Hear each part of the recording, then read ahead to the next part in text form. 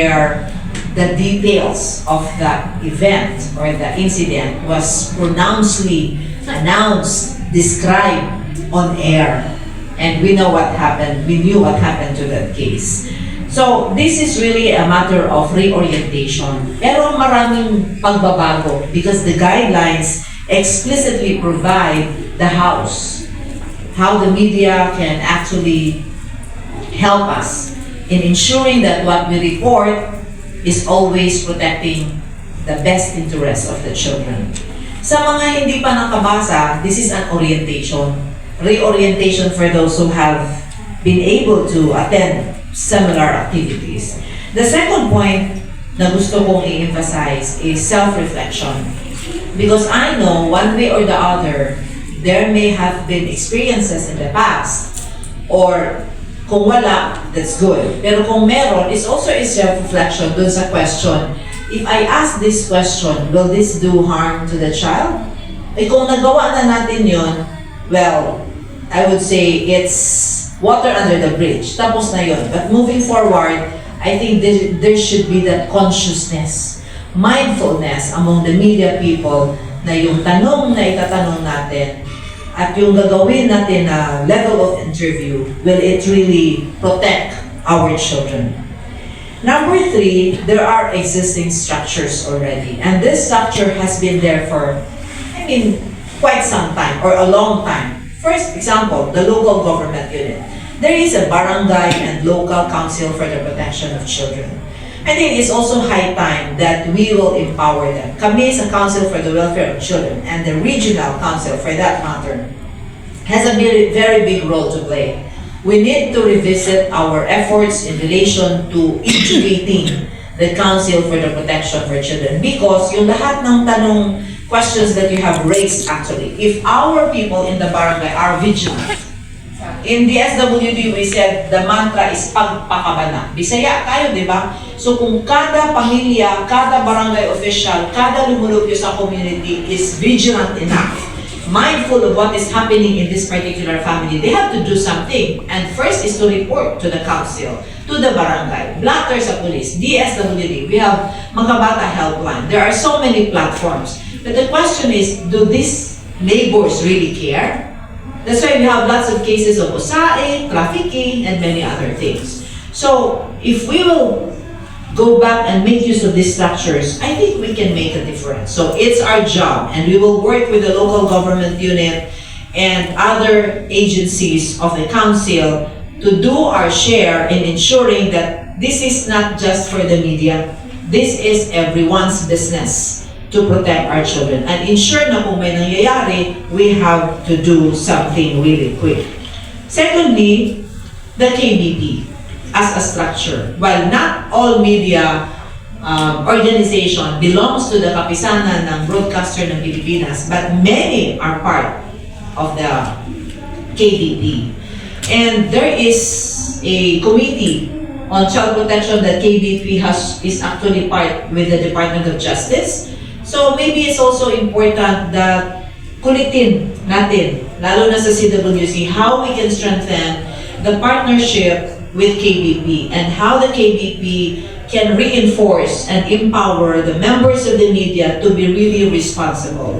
Eh, hindi lang sa reporting, even the posting, kasi may mga media nagpo-post din, diba? So it has something to do with reinforcing that part of the commitment. Baka kailangan natin i-revisit. Paano nga ba si KBP makatulong if they have members who are irresponsible in reporting? Lalo, tulad nung, I remember we discussed that case, Attorney Noemi, when that really was magnified in the media, nag-usap kami and we said, oo nga, ano ginagawa ni KBP? That's one. Ano gagawin natin as CWC? So we were actually interviewed about it. And I think that's the other thing. As a structure, council in the region, we have to revisit our ability to act swiftly on cases such as that. Yung klaro na ba na sinasabi na sa radyo, paano nga ba? Because I remember we said, why don't we file a case against the announcer? So di ba may ginawa naman meron tayong statement, we released a statement about it, And then there was already a case filed, but yung nga lang, on the criminal, it was dismissed, but administratively, there was a sanction. No? So yun. But I think we have to go back still and revisit that experience. And many things that are happening in the social media. And it's really true. Either children with disability, children with special needs, or yung mga cute-cute na mga bata, nasabi natin, ginagamit na ba sila ng parents? Because we all know that children cannot give consent. So syempre, pag ako yung bata, Oday, mag-cute-cute ka dyan, magsayaw ka, maganito ka, susunod lang naman ng bata. But it's something that we need to really validate and look into the intention of that content. Because if the intention of the content already harms the child, I think the council has something to do about it. Maganda mag-sample, Attorney Noemi, because when we have a case and there is a case that will be successful in the court, it sends a strong signal. I remember dun sa trafficking when we were new with the USAID, sabi namin, ano mangyari? Kinukuha natin yung bata, rescue natin, lagay sa DSWD, tutulungan para ma-recover sa trauma, but are we really filing a case? We're good that we have the CLB, we have the IGM, backing us up, the NBI, the law enforcement, na talagang hahabulin. And we have successful cases. And I think that really sends a good signal. But even with that, trafficking at USAID is still happening in Region 7. So there is a missing link somewhere. And this is what we will have to look into. CWC, RCWC, local government units, and other existing government agencies. The fourth point I'd like to emphasize is nabanggit na, Makabata Helpline. This was launched last year, I remember. This was launched last year. It may sound new, probably even to everyone. I think we have to work harder to make Makabata Helpline part of the system. In other words, if I can see a content that looks like harming the children, dapat automatic nalilink siya sa Makabata Helpline. So we have to extensively and intensively make it known to everyone na kahit ang bata, and even post Makabata Helpline across all structures of Department of Education. Na maglagay tayo, it becomes easy, it becomes friendly, because when they will see it, oh, Makabata Helpline, what can you report under Makabata Helpline? Diretso lang, simple words, easy to understand, friendly to people. So, just like Bantay Bata, you remember Bantay Bata? When it was first launched, the name in itself, Bantay Bata, diba? It actually rings a bell and allows you, oh, magbantay sa bata. So parang mabilis yun. Ngayon, Makabata Helpline, sort of similar, and helpline is something na magbigay sa kanila ng encouragement, pero we have not yet fully, I would say, covered everyone to be aware about it. And it's our job. CWC, RCWC, and we'll make sure that this is, anong tawag dito, mahatag na to sa tanang local government unit, known to the public, that even parents should know, because there are parents whose children have been abused but they don't know where to go. Although sabi natin, dapat barangay yan, but people, in many instances, when they have abuse cases, they go to the media, nagre-report, di ba? So kaya, ang sabi namin sa media partners, pag may pumasok dyan, itawag na kaagad sa DSWD or go to Makabata Helpline na tayo ngayon. So that they doesn't have to be discussed in the studio of the anchor.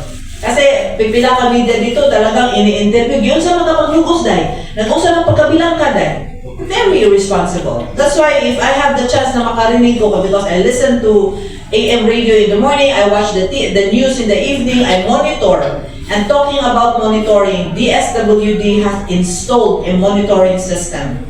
Under our leadership, we assigned the social marketing unit to monitor Facebook, monitor radio, monitor the news on TV. Ano ang mga balita that has something to do with children and with social services concerned. That's why, pag may issue pumutok, naada yung reaction. And this has now been in place. And there is always a social marketer assigned every day 24/7 yan, including myself. So hopefully with this one, as a system or mechanism, we will be able to respond immediately and take the necessary action if we will have those cases. Ito na lang sa social media, hindi namin maagapan lahat yung nasa Facebook. So we are training every single angel in red vest in the SWD sa pagpakabana. So kung naa sila makita sa Facebook, ilan na dahil i-report sa amuan. RD na, naka-post ka niyo, then we take 10 action. So but of course, like I said, we may not be able to monitor everyone. So we need you as our extension, as our advocate, as our champion. And please, let's make do of the Makabata Helpline as a platform to bring about all of these cases. So siguro yun lang, and moving forward, I think I'd like to pick on the instruction. If there is a guide for media practitioner, we should have a guide for parents. While it's true that we discussed these things in the family development session, but take note that FDS is given to 4 Ps. That's why sa 4 Ps, empower na yung parents to take care of their children. But there are also still parents who are using their children. And we have cases of OSAI even who are 4 Ps. Isolated case probably, but it is a fact. It is a reality. So challenge them na gamitin ang FDS to share about how the parents can be more responsible, especially posting about their children. So we will look into that. Sa LGU level, meron naman tayong Parent Effectiveness Service. This is a service provided to children in the daycare center, and we will reinforce this one, particularly how parents can be responsible. So hopefully, we can have a simple guide, 1 page na gagawin ni CWC para ipakalat natin yan sa lahat ng local government unit and make it known to the public. Put it in the Facebook so that parents will become more aware. And we will also closely work with the Department of Education, just like what the CWC said. And yun lang, at the end of the conversation that we have right now is really thinking about, if I do something, if I say something, the question should be answered that it is always for the best interest of the children, that the children are safe, that it will not do any harm to them. So to all of you, thank you for coming. Thank you for your help in all of our works in the CWC, in the Regional Council, and in all of the member agencies. Daghan kay salamat sa atong media. We always look forward sa inyong support to magnify all of this very vital information, particularly to become responsible media partners. Daghang salamat kayo.